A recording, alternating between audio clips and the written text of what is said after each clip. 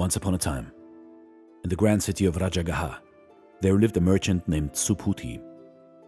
He was one of the wealthiest men in the region, with caravans full of goods, warehouses brimming with gold, and mansions so large that 100 servants were needed to maintain it. Yet, despite his riches, he was never truly at ease.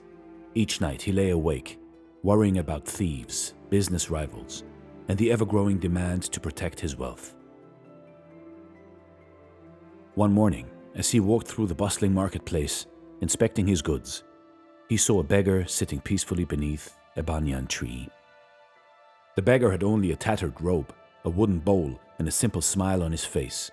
He sat quietly, observing the world, unbothered by the chaos of the market. Subhuti stopped and looked at the beggar with curiosity.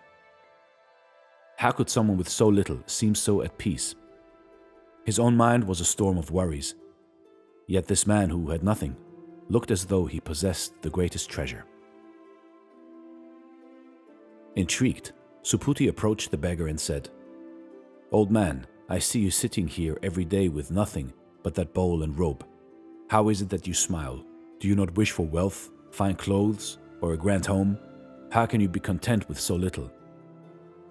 The beggar looked at Subhuti and gently replied, "Tell me, great merchant, do you own the sun?" Subhuti scoffed. "Of course not. No one owns the sun." "And do you own the cool breeze that touches your skin?" "No," Subhuti admitted, growing impatient. The beggar nodded and continued. "Yet every day I enjoy the warmth of the sun, the freshness of the breeze, the shade of this tree, and the song of the birds. My heart is light because I do not cling to what is temporary. But you, despite your riches, your mind is full of burdens. Tell me, who is truly poor, you or me?" Subhuti was taken aback. No one had ever spoken to him this way before. He was a man of great power, used to commanding others. And yet, the words of this beggar cut through him like a knife. That night he could not sleep. The beggar's words echoed in his mind. What was the point of all his wealth if it never brought him peace? What was this all for?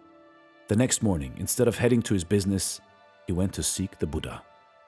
When he found the enlightened one, he bowed and said, "Lord Buddha, I have spent my life accumulating wealth, yet I do not feel at peace. Yesterday I met a beggar who seemed happier than I. How can this be?" The Buddha smiled and replied, "A man may own 1,000 gold coins, but if he is never satisfied, he is poorer than the one who owns nothing but is content. The more we cling to wealth, the more we suffer, but a mind free from attachment is like an open sky, light, limitless, and full of peace." Subhuti listened carefully. He realized that all his life he had been chasing the illusion of security through wealth. But true security came from letting go of greed and fear. From that day on, Subhuti changed. He still ran his business, but he was no longer consumed by it. He began to share his riches with those in need, helping the poor, building homes, and offering food to travelers. And with each act of kindness, he felt a new kind of wealth growing within him, one that no thief could steal and no loss could take away. And so he found the peace he had been searching for, not in his gold, but in the simplicity of a content heart. You see, in life, in your life, what are you looking for in wealth?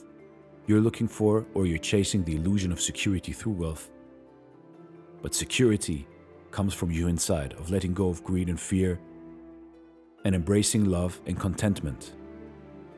This is Dare to Do Motivation Stories. Thank you so much for watching, and stay blessed.